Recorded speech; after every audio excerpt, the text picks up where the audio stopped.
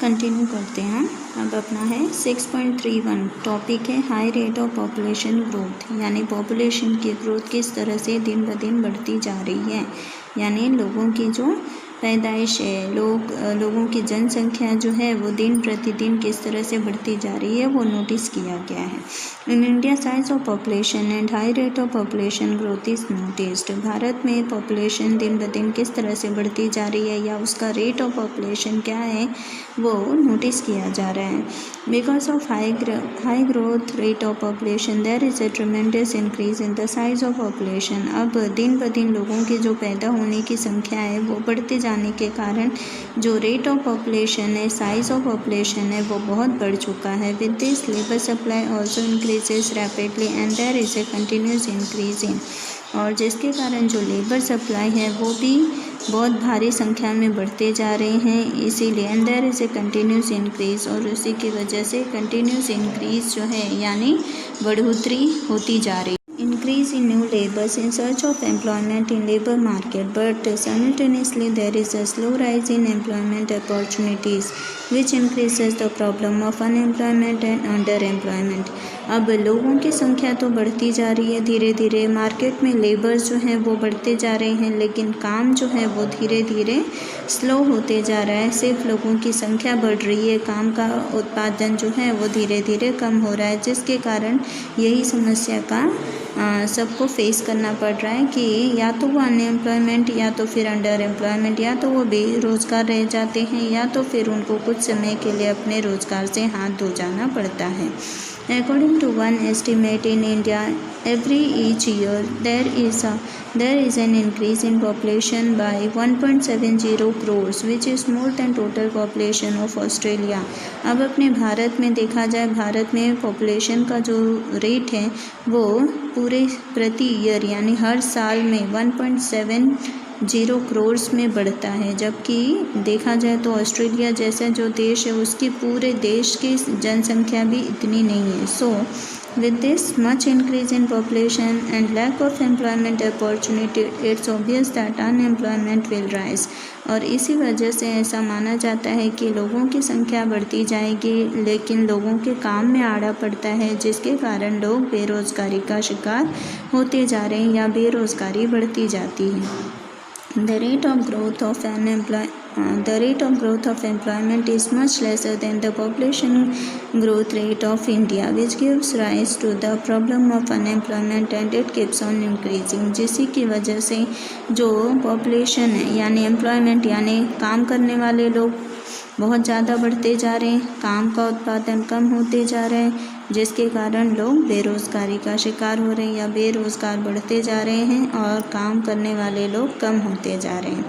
अब उसी से रिलेटेड अपना 6.32 का देखिए टॉपिक क्या है, slow rise in employment opportunities, यानी काम करने वाले या कारीगर जो होते हैं वो बहुत धीरे धीरे बढ़ते हैं काम करने के लिए। Increase in employment and economic growth rate has strong relationship, but during planning periods there was continuous increase in economic growth, but we failed in creating employment opportunities, which shows that economic growth has remained jobless growth. अब लोगों में यानी increase in employment, अगर रोज़गार को बढ़ाया जाए तो रोज़गार को बढ़ाने के लिए इकोनॉमिक ग्रोथ रेट जो है वो भी स्ट्रॉन्ग होना चाहिए, यानी लोगों के पास रुपया पैसा भी ज़्यादा होना चाहिए तभी रोज़गार होगा। बट ड्यूरिंग प्लानिंग पीरियड्स, लेकिन प्लानिंग पीरियड्स में there was continuous increase in economic growth. अब इकोनॉमिक ग्रोथ जो है वो बढ़ने के बजाय but we failed in creating employment, लेकिन हम फेल हो गए, यानी कि रेशो जब निकाला गया तो बर्थ पॉपुलेशन बढ़ती गई और इकोनॉमिक फाइनेंशियल कंडीशन जो है वो धीरे धीरे घटती गई, जिसकी वजह से अपॉर्चुनिटीज़ कम हो रही है, which shows that economic growth has remain jobless growth, जिसकी वजह से माना गया है कि फाइनेंशियल यानी रुपये पैसे से संबंधित जो लोग हैं पैसा कमाने के लिए वो अब जॉबलेस हो गए, उनके पास काम नहीं है। In first 3 decades of planning, India attained 3.5% of economic growth. This growth rate increased to 7.6% in 10th 5-year plan and 7.8% in 11th 5-year plan, but still number of unemployed kept increasing. Even after planned economic growth, opportunities cannot be created for old and new entrants. Green revolution in agriculture sector remained limited to certain areas, and sector other than agriculture observed slow growth. Employment cannot be created as per labor supply, which increased unemployment. अब in the first 3 decades यानी पिछले 30 सालों में ये notice किया गया कि India attend 3.5% यानी भारत ने 3.5% इकोनॉमिक ग्रोथ को अचीव किया यानी बढ़ाया है अपना समाज में कारोबार। This growth rate increase to 7.6% in 10th 5 year. अब 10वीं यानी 10 बार जब 5 ईयर प्लान बन चुका है उस टाइम तक वो बढ़ते बढ़ते सिर्फ 7.6% से लेकर 7.8% तक ही पहुंचा। And in 11th 5 year plan और 11वीं बार जब 5 ईयर प्लान बना but still number of unemployed kept increasing. लेकिन बढ़ोतरी कहाँ पे होती गई? अनएम्प्लॉयड यानी बेरोज़गार लोगों की संख्या बढ़ती गई और रोज़गार लोगों के लिए कम हुआ।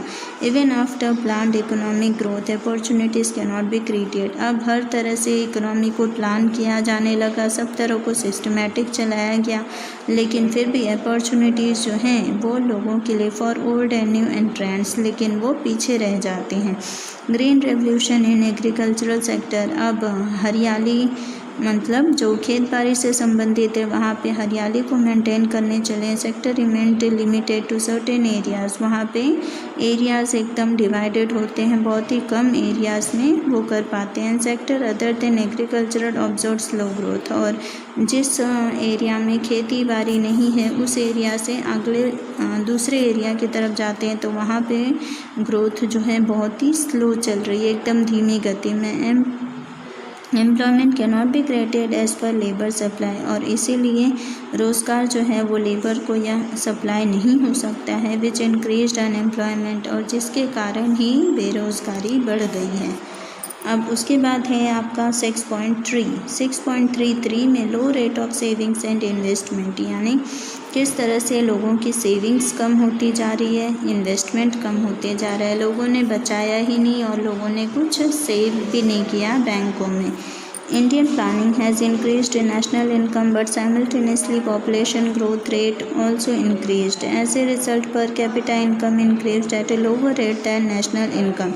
Due to a low per capita income and expenses in satisfying basic needs of burdensome population kept saving and investments at a lower rate. Because of low rate of investment in industry, agriculture or other sector, they could create much employment opportunities which increase the problem of unemployment. अब यही same चीज़ें Indian planning में भी जब national income पूरे देश की जो इनकम का ब्यौरा किया गया तो वहाँ पे साइमल्टेनियसली पॉपुलेशन का जो ग्रोथ रेट है वो धीरे धीरे दिन प्रतिदिन बढ़ता गया as a result per capita income, और इसी वजह से पर कैपिटा पूरे देश की जो महीने की या सालाना इनकम है वो कम होती जा रही है due to low per capita income and expenses in satisfying, और जिसके कारण लोगों की इनकम कम और एक्सपेंसेस दिनों दिन बढ़ते जा रहे हैं, क्योंकि सेटिस्फाइंग बेसिक नीड्स जो इंसान की रोज़ाना के खर्चे हैं वो तो लोगों को जीने दें वही लोगों को एक बोझ की तरह हो गए, क्योंकि पॉपुलेशन भी बढ़ गई है तो लोगों के खर्च लोगों की ज़रूरतें भी बढ़ती जा रही हैं। Kept saving and investment at a lower rate. अब लोगों की ज़रूरतें इतनी बढ़ती जा रही हैं कि जिसके कारण वो कुछ भी पैसा इन्वेस्ट नहीं कर पाते हैं because of low rate of investment in industries, जैसे कि इन्वेस्टमेंट वो इंडस्ट्रीज़ में या एग्रीकल्चर में या फिर अदर सेक्टर, ऐसे बहुत सारी संस्थाएं हैं लेकिन वो कहीं पर भी पैसा इन्वेस्ट नहीं करते। They could not create much employment opportunities, जिसकी वजह से वो रोज़गारी उनको कहीं भी नहीं मिल पा रही है, which increase the problem of unemployment. ये भी एक बहुत बड़ा मुद्दा है कि जिसके कारण बेरोज़गारी बढ़ती जा रही है। अब हम 6.4 में हैं। 6.34 में देखिए कैपिटल इंटेंसिव प्रोडक्शन टेक्निक। अब किस तरह से कैपिटल जो है उसको इंटेंसिव बनाया जा सकता है या प्रोडक्शन की टेक्निक्स किस तरह से होनी चाहिए। There is a scarcity of capital and abundance of labour in India.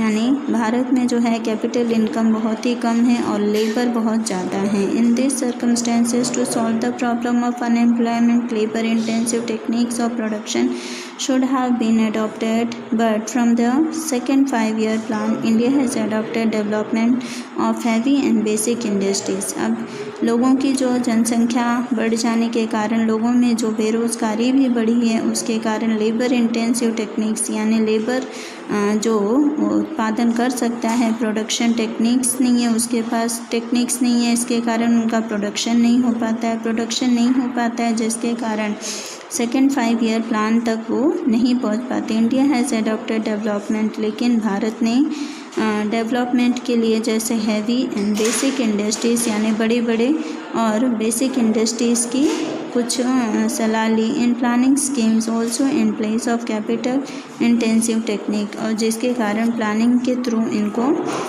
कुछ अच्छी टेक्निक्स के लिए बताया गया। Labour intensive technique was given less importance, लेकिन लेबर को सप्लाई करने वाली जो टेक्निक है उसको इम्पोर्टेंस नहीं मिला, यानी वो डिमांड में नहीं है। In agriculture and industries mechanisation was adopted which increased employment at slow rate.